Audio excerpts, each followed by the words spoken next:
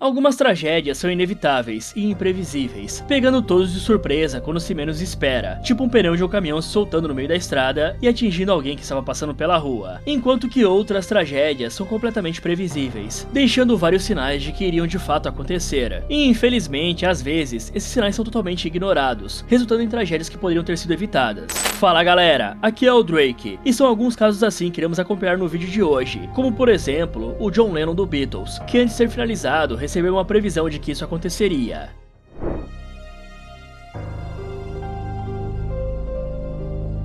O que acontece exatamente quando o ganhador do Nobel da Paz, e ao mesmo tempo um dos maiores responsáveis pela evolução dos direitos civis para os negros, faz um discurso dizendo que provavelmente morreria, e logo após isso, ele de fato morre, mas não de uma causa natural ou uma doença, e sim finalizado por um atirador que estava escondido em um prédio. Mas o que teria levado Martin Luther King a prever a sua própria morte? E qual seria o sinal ou premonição que fez ele chegar nessa conclusão? Na década de 50, nos Estados Unidos, a sua vida poderia ser tanto uma maravilha quanto um inferno, e tudo isso dependia principalmente da cor da sua pele, porque nascer negro naquela época era garantia de que vários direitos básicos seriam retirados à força de você. E apesar de ter bastante casos de racismo no Brasil, muitos não se comparam ao que acontecia nos Estados Unidos na década de 50, e por isso a gente não tem muita noção do quão absurdo eram as coisas por lá. Mas por exemplo, as crianças negras não poderiam estudar na mesma escola que as crianças brancas, porque os adultos brancos daquela época achavam que as crianças negras seriam uma influência ruim para os seus filhos, fora que as escolas exclusivas para negros eram muito inferiores à questão de qualidade e na infraestrutura. Só que além disso, os afro-americanos eram forçados a se sentar na parte de trás dos ônibus e trens, ficando isolados do resto dos passageiros, como se fossem pessoas perigosas, ou com alguma doença contagiosa, e quando alguém de pele branca chegasse, a pessoa negra tinha que se levantar e dar o seu lugar no ônibus. Sem contar, é claro, que havia banheiros separados pela etnia, e ainda mais naquela época, se uma pessoa branca se relacionasse com uma pessoa negra, ela seria mal vista pela sociedade. E uma prova disso é que vários americanos da época ficaram revoltados quando aconteceu o primeiro beijo interracial da história da televisão deles, onde na série Star Trek, o personagem Kirk, interpretado pelo William Shatner, beijou a Uhura, interpretada pela atriz Nichelle Nichols, e por conta disso, a atriz recebeu uma chuva de ataques e críticas, porque uma relação interracial era algo de outro mundo, considerado uma abominação. Mas apesar da atriz ter contribuído muito para a evolução dos direitos civis dos negros nos Estados Unidos, porque ela não se desculpou e se manteve firme nos seus princípios, ainda assim existe uma outra figura bem mais importante para esse movimento, que se tornou o maior símbolo da história quando o assunto é combate ao racismo. E eu estou falando, é claro, do Martin Luther King, que após ter comprado uma briga com várias pessoas poderosas do país, segundo alguns relatos, ele supostamente sabia que os seus dias estavam contados, justamente porque tinha feito muitos inimigos durante essa jornada, mesmo apesar de sempre ter pregado a paz e nunca a violência. Martin Luther King Jr. nasceu em 15 de janeiro de 1929, na cidade de Atlanta, no estado americano da Georgia, e logo no começo da infância, Martin sentiu o peso de ter nascido negro em uma época tão difícil quanto aquela, pois quando tinha apenas 6 anos de idade, ele adorava brincar com um garoto branco que era o seu melhor amigo. Porém, quando chegou o período em que tiveram que ingressar na escola, eles foram separados e não puderam mais se ver, justamente porque as escolas para brancos não permitiam a entrada de alunos negros. E quando Martin tentou falar com esse mesmo amigo depois da escola, indo até a casa dele, teve que ouvir do pai do seu amigo que eles não poderiam mais se misturar, porque não pertenciam à mesma raça. Então, por conta de episódios como esse, Martin Luther King cresceu com a vontade de mudar as coisas. E teve uma época durante a adolescência, por volta dos 13 anos de idade, que ele nutriu um sentimento de raiva pelos brancos, justamente por conta das várias ocasiões em que ele e a sua família foram vítimas de racismo, e não podemos julgá-lo por isso, já que se você é maltratado constantemente, de forma injusta, é normal que sinta raiva. Só que felizmente, Martin não seguiu por esse caminho, e percebeu que a melhor forma de mudar as coisas não era retribuindo a violência com mais violência, e sim usando a inteligência, a oratória e bons argumentos, para convencer as pessoas de que a sociedade não poderia continuar funcionando daquela forma, e apesar dos negros serem forçados a estudar em escolas separadas, que eram inferiores em termos de estrutura e de qualidade, ainda assim Martin Luther King se formou com méritos em sociologia e obteve um doutorado em teologia na Universidade de Boston, sendo que ele escolheu a área da teologia porque o seu pai era um grande reverendo, que incentivou ele e seus irmãos desde pequenos a ler a Bíblia e a seguir a doutrina de Cristo. Mas foi a partir de 1955 que a luta por direitos iguais entre brancos e negros começou a ganhar mais força do que nunca, e tudo se iniciou em 1º de dezembro do mesmo ano, quando uma mulher negra chamada Rosa Parks foi presa por ter se recusado a ceder o seu lugar em um ônibus para um homem branco. Esse episódio que mudou a história ocorreu na cidade de Montgomery, no Alabama, porque essa cidade tinha várias leis extremamente severas de segregação racial, que exigiam que afro-americanos se sentassem atrás nos ônibus, e que além disso, deveriam ceder seus lugares a brancos sempre que o ônibus estivesse cheio. Porém, como a Rosa Parks estava cansada de ser tratada de forma humilhante e opressiva, ela tomou a decisão de não se levantar quando um motorista branco ordenou que ela cedesse o seu lugar. E esse ato, que hoje em dia não parece nada demais, na época causou a prisão da Rosa Parks, como se ela tivesse cometido um crime terrível, como tirar a vida de alguém. E então, milhares de negros no país inteiro saíram nas ruas para protestar, e Martin Luther King, que nesse período era apenas um pastor jovem e pouco conhecido, se tornou um dos maiores líderes do movimento negro nos Estados Unidos, justamente porque ele ajudou a liderar toda a indignação que buscava combater a injustiça feita com a Rosa Parks. E no final de tudo, ele conseguiu ter sucesso, porque a partir de 1956, os negros não tinham mais obrigação de ceder o seu lugar para brancos no transporte público. E vai lembrar que Martin Luther King conseguiu alcançar esse feito de forma pacífica, porque o seu maior trunfo eram seus discursos, que paravam toda a nação, e que faziam até mesmo os brancos repensarem suas atitudes ruins, e apoiarem o movimento. Porém, mesmo sendo alguém completamente pacífico, Martin sabia que havia colecionado vários inimigos durante a sua luta por direitos iguais, e que tinha várias pessoas poderosas que queriam vê-lo morto. E na verdade, parecia até mesmo que Martin Luther King sabia que iria morrer em breve, e tudo porque em um dos seus últimos discursos, ele disse que não conseguiria chegar na Terra Prometida, mas queria levar pessoas até lá, fazendo assim uma referência ao profeta Moisés da Bíblia Sagrada, que embora tenha sido o líder que conseguiu salvar o seu povo da escravidão no Egito, não conseguiu de fato chegar na Terra Prometida por Deus, e sim apenas guiar o seu povo na direção correta para que eles chegassem lá. Ou seja, Martin Luther King estava querendo dizer que ele não viveria o suficiente para ver o seu povo, que nesse caso seriam as pessoas negras, tendo a vida que eles mereciam ter, mas que os ajudaria a chegar lá. Like anybody, I would like to live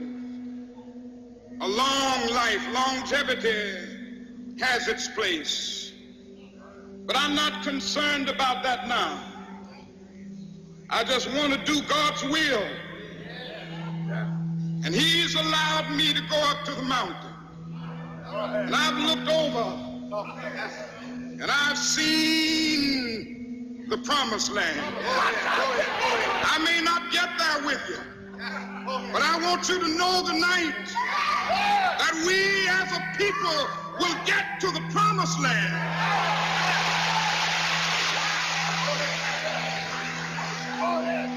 So I'm happy tonight. I'm not worried about anything. I'm not fearing any man. Mine eyes have seen the glory of the coming of the Lord.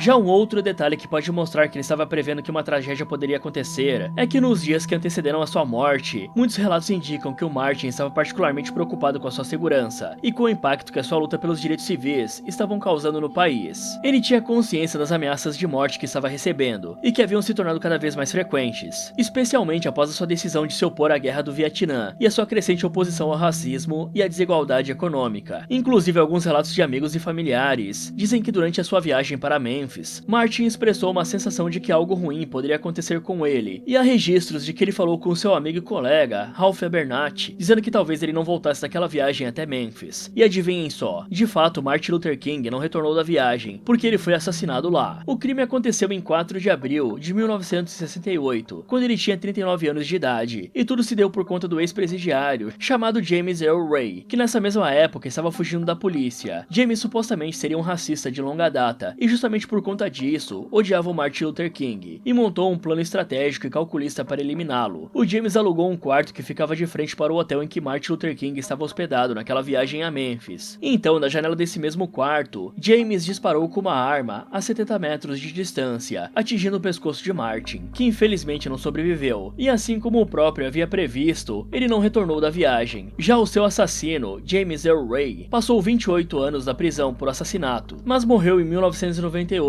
aos 70 anos de idade, em decorrência de problemas hepáticos, enquanto ainda estava cumprindo a sua pena perpétua, em uma prisão estadual localizada no Tennessee. Só que o interessante é que o James jurou inocência, mesmo depois de ter sido condenado e preso, fazendo as pessoas criarem as mais diversas teorias, de que na verdade, Martin Luther King teria sido eliminado pelo próprio governo, mas isso aí fica para outro vídeo. Porém, a grande questão que fica é que o Martin parece realmente ter previsto a sua própria morte naquele discurso, e apesar dele não ter chegado na Terra Prometida, graças à sua constante luta, hoje Hoje em dia os negros conseguem ter bem mais dignidade quando comparado aos anos 50, e talvez o maior sinal antes da tragédia nesse caso teria sido as várias ameaças de morte que Martin Luther King recebeu. E você pode imaginar que quando uma pessoa é ameaçada de morte centenas de vezes, alguém sempre estará disposto a cumprir a ameaça que fez, e Martin sabia bem disso.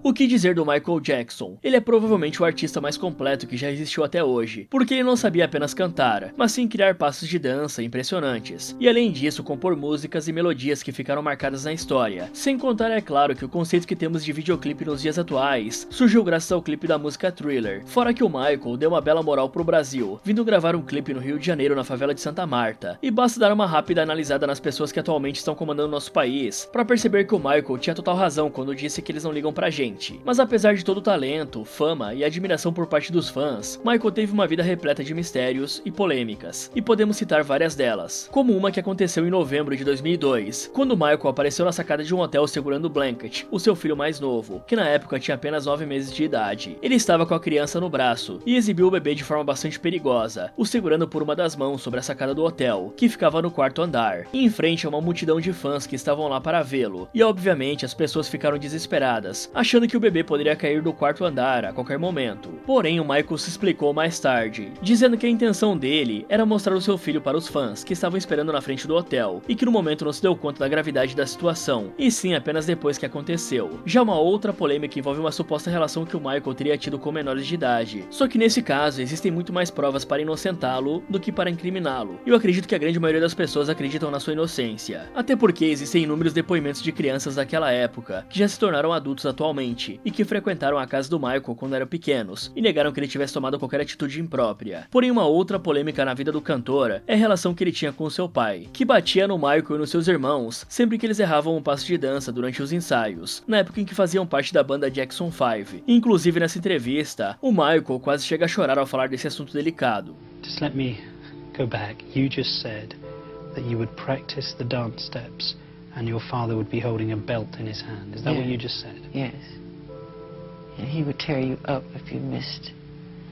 And so we, not only were we practicing, we were nervous rehearsing, because he sat in the chair and he had this belt in his hand. And if you didn't do it the right way, he would tear you up, really get you. And I got it a lot of times, but I think my brother Marlon got it the most, because he had a hard time at first. How often would he beat you? Too much. Would he only use a belt?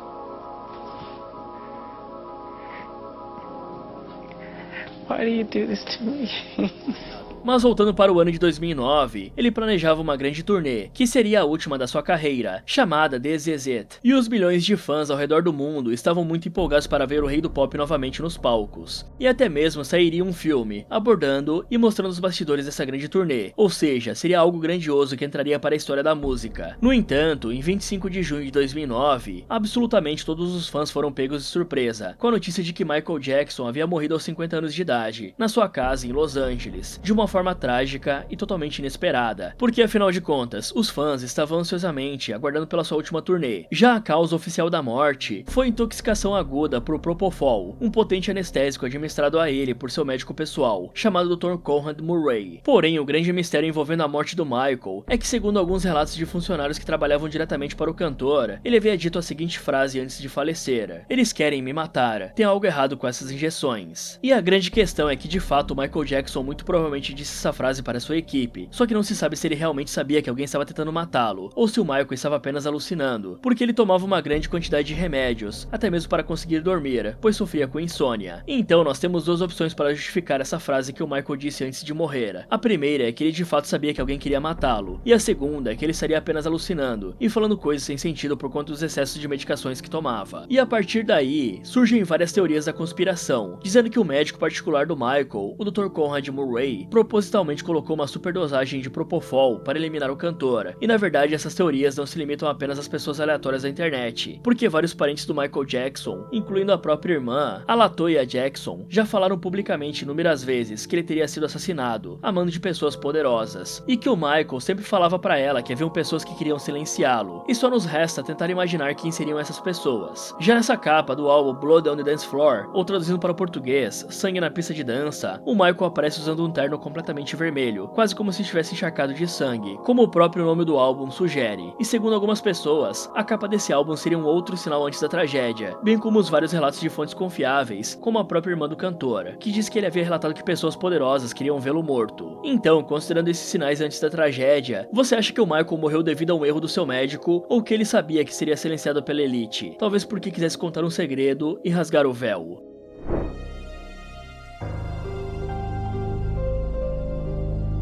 Os Beatles foram com certeza a maior banda que já existiu na história, com as suas músicas sendo tocadas e cantadas até hoje por milhões de pessoas ao redor do mundo. Mas apesar disso, há vários sinais na história dos Beatles que nos fazem criar diversas teorias malucas, como por exemplo a capa do álbum Abbey Road, onde o John Lennon é o único que aparece vestido de branco. E segundo algumas pessoas, esse seria um grande sinal do que viria a acontecer com ele depois disso, porque em várias culturas ao redor do mundo, os mortos são enterrados ou associados a vestimentas brancas. E como vocês já devem saber, o John Lennon foi assassinado no começo dos anos 80, então supostamente essa capa estaria prevendo ou dando um aviso de qual seria o desfecho do John. Porém, existem vários outros sinais que aparentemente também previram o que aconteceu com o cantor, e nós iremos analisar cada um deles a seguir, para ver se realmente fazem sentido ou se é apenas mais um delírio coletivo das pessoas. John Winston Lennon nasceu em 9 de outubro de 1940 em Liverpool, uma cidade portuária localizada na Inglaterra. Já o nome Winston, que Lennon recebeu da sua mãe, se deu por conta do primeiro-ministro da Inglaterra, chamado Winston Churchill, que estava desempenhando um papel fundamental protegendo a Inglaterra dos alemães na Segunda Guerra Mundial. E talvez por ter nascido e crescido justamente durante a Segunda Guerra, John Lennon se tornaria um pacifista no futuro, criando várias músicas que falavam sobre a importância da paz e do amor. Mas ainda na infância, a mãe do John, chamada Julia Lennon, ensinou ele a tocar piano quando o cantor tinha apenas 6 anos de idade, o que faria total diferença no futuro, visto que ele já teve contato com um instrumento musical mega complexo desde pequeno. Só que apesar de ter recebido um grande incentivo da sua mãe, John infelizmente teve que se separar dela, indo morar com seus tios, porque a sua mãe não tinha mais condições de sustentá-lo, pois estava enfrentando vários problemas financeiros, e a partir daí, o cantor viu a sua mãe em raras ocasiões. Já o seu pai, chamado Alfred Lennon, era um marinheiro que ficava a maior parte do tempo trabalhando em um navio no oceano, bem longe de casa, e que os abandonou completamente quando o John tinha 4 anos de idade. E na realidade, o cara nunca gostou verdadeiramente do seu filho. Isso era algo que deixava o John bastante magoado, que era o fato dele nunca ter recebido amor ou admiração por parte do seu pai. Mas agora, entrando na fase da adolescência, John ganhou a sua primeira guitarra, e juntamente a isso, ele fundou o seu primeiro grupo de jazz e blues, conhecido como The Quarrymen. Então, durante uma apresentação da banda que aconteceu em uma festa na pequena e modesta igreja local, John Lennon conheceu Paul McCartney, que se tornaria o seu melhor amigo, e após eles conversarem brevemente sobre música e instrumentos musicais, John percebeu que Paul era um excelente guitarrista, e ficou interessado em trazê-lo para sua banda, porque já naquela época, ele dominava o instrumento como poucos. E aí, o Paul começou a ajudar ocasionalmente a banda nos ensaios musicais, e aos poucos se tornou um dos membros vitalícios, dando assim origem ao que no futuro se tornaria o Beatles. E eu acredito que a história depois disso vocês já devem conhecer bem, com os Beatles estourando mundialmente, com grandes sucessos como Hey Jude, Let It Be, Help e All You Need Is Love. Então, agora vamos abordar a questão dos sinais, que vieram antes da tragédia envolvendo o assassinato do John Lennon, o principal integrante dos Beatles. Vamos iniciar em 1966, quando John Lennon disse uma frase que causou uma grande polêmica na época. Em uma entrevista para a revista Datebook, ele falou que os Beatles haviam se tornado mais famosos que Jesus Cristo. E obviamente, milhares de cristãos ao redor do mundo ficaram revoltados com essa afirmação do John Lennon. Inclusive, chegou a rolar vários protestos nos Estados Unidos, um país que é majoritariamente cristão. E nesses protestos, as pessoas até mesmo colocaram fogo em álbuns do Beatles, demonstrando toda a raiva que estavam sentindo. E o John chegou a se retratar e a pedir desculpas, explicando que não quis menosprezar Jesus ou qualquer outra religião, e que simplesmente estava chocado com o nível de adoração que a banda recebia. Mas afinal de contas, apenas. Qual o sinal ou premonição antes da tragédia teria a ver com essa fala um tanto polêmica do John Lennon, dizendo que eles eram mais famosos que Jesus Cristo? E bom, acontece que o David Chapman, o homem que mais tarde mataria John, era um cristão fervoroso e ficou revoltado quando ouviu Lennon dizendo aquilo. Então uma das motivações para o Chapman ter atirado no cantor anos depois foi justamente essa fala dele sobre Jesus Cristo. E de acordo com um dos amigos do Chapman, o assassino do John Lennon, ele inicialmente era um grande fã dos Beatles, o que é estranho considerando o que aconteceria depois. Só que após aquela fala polêmica do cantor, Chapman ficou tão revoltado que queimou todos os álbuns que ele tinha dos Beatles, e juntamente a isso, desenvolveu um ódio mortal pelo John Lennon, que foi só ficando maior com o passar dos anos. Ou seja, uma fala polêmica do cantor que todos pensavam que seria esquecida com o tempo, até porque ele se retratou e pediu desculpas, acabou causando a sua morte anos depois. E digamos que ofender a religião de milhões de pessoas, publicamente, sendo alguém tão famoso, é um grande sinal antes de uma tragédia, porque com certeza alguém ficará tão revoltado ao ponto de querer acabar com a sua vida. Mas ainda falando da época em que o John estava vivo, ele e sua esposa Yoko Ono fizeram uma viagem para a Grécia, e lá eles se consultaram com uma quiromante, que são basicamente aquelas mulheres que ficam lendo as linhas que tem na palma das mãos das pessoas, para adivinhar o futuro delas. Então após essa quiromante pegar na mão do John Lennon e fazer a leitura das linhas, ela disse tanto para o cantor quanto para sua esposa Yoko Ono que o John seria assassinado em uma ilha, isso mesmo. E acontece que essa quiromante não era qualquer uma, e sim uma das melhores quiromantes de toda a Grécia, e por isso as suas previsões eram consideradas muito confiáveis. Só que mesmo assim o cantor e a sua esposa continuavam viajando para várias ilhas, porque apesar de terem acreditado na previsão da quiromante, eles também achavam que o destino era algo inevitável, e que portanto não poderiam fazer nada contra ele. Mas sabe qual é a parte mais interessante disso? É que de fato mataram o John Lennon em uma ilha, porque ao contrário do que a maioria das pessoas pensam, a cidade de Manhattan, onde o John Lennon morreu, é uma ilha antes mesmo de ser uma cidade, e basta dar uma olhada no mapa para perceber que ela é completamente cercada pelas águas. Então essa previsão da vidente se concretizou em 8 de dezembro de 1980, quando David Chapman, aquele mesmo que ficou revoltado com a fala do John Lennon sobre Jesus Cristo, abordou o cantor na frente do prédio em que ele morava com a sua esposa Yoko, na ilha de Manhattan. Inicialmente, o Chapman fingiu ser apenas um fã que queria um autógrafo, mas após o John dar um autógrafo no álbum que ele o entregou, Chapman puxou um revólver calibre 38, desferindo 5 disparos em Lennon, que infelizmente tiraram a vida do cantor. E o curioso é que depois do crime, o Chapman ficou sentado na calçada, parado e esperando a polícia chegar para prendê-lo. Ele se entregou voluntariamente, sem nem resistir, sendo mais tarde condenado à prisão perpétua, e inclusive ele está preso até hoje. Mas a grande questão que fica nessa história, será que a quiromante realmente conseguiu prever a morte do John Lennon, ou ela simplesmente chutou e acertou por acaso? E aquela capa polêmica que mostra o John usando uma roupa completamente branca, ela seria mesmo um sinal do que aconteceria anos depois com ele? Mas além disso, podemos dizer que ofender a religião de alguém publicamente, e sendo uma pessoa famosa, é um grande sinal antes de uma tragédia, porque sempre tem alguém que será disposto a arriscar tudo pelo que acredita.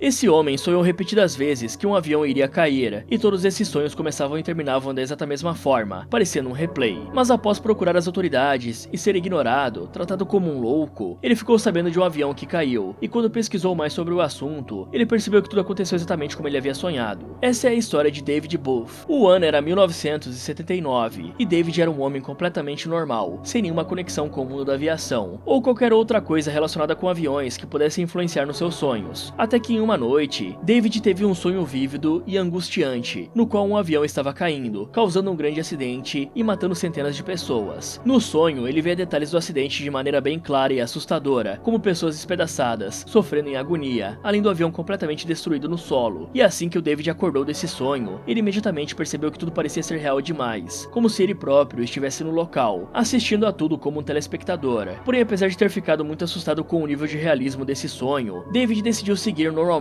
com a sua vida, tentando esquecer aquele sonho que o havia deixado traumatizado. No entanto, nas próximas noites, o cara teve o mesmo sonho por mais 9 vezes seguidas. Então ele finalmente percebeu que aquilo não se tratava apenas de uma simples coincidência, e por isso decidiu alertar a FAA, que é a Administração Federal de Aviação. E aí o David explicou toda a situação com detalhes, dizendo que havia sonhado 10 vezes seguidas com um avião da American Airlines que iria cair, mas como esperado, ninguém da agência deu importância para o relato dele, até porque não existia nenhum protocolo envolvendo pessoas que sonhavam sonharam com um avião caindo. E mesmo que acreditassem no cara, eles não poderiam fazer nada a respeito disso, porque imagine só paralisar os aeroportos do país inteiro, baseado unicamente em uma pessoa que teria tido uma premonição de um avião caindo. E aí, como já havia feito a sua parte alertando as autoridades, o David decidiu deixar isso de lado, até que alguns dias depois, em 25 de maio de 79, o cara ficou sabendo do acidente envolvendo o voo 191 da American Airlines, que causou a morte de mais de 270 pessoas a bordo, fazendo com que se tornasse o pior desastre aéreo dos Estados Unidos até aquele momento. E tudo aconteceu da seguinte forma: pouco depois da decolagem, o motor esquerdo do avião se desprendeu da aeronave, algo extremamente grave, e quando o motor se soltou, ele levou junto uma parte da fuzilagem do avião, o que causou uma perda de controle da aeronave e consequentemente a sua queda. E agora vem a parte mais inexplicável. Antes mesmo da mídia ou dos jornalistas divulgarem informações sobre o acidente, o David já sabia exatamente o que tinha acontecido, justamente porque ele assistiu e reassistiu a mesma cena várias vezes no seu sonho. Ele descreveu o modelo do avião, a maneira como ele se despedaçou e até o local aproximado onde o acidente ocorreu, e tudo isso muito antes de qualquer informação sobre a tragédia ser amplamente divulgada. Fala galera, vocês acham que esse caso do David Booth é realmente uma prova de que pessoas podem ter uma premonição antes de uma tragédia acontecer? Me contem nos comentários. Muito obrigado por assistir e até o próximo.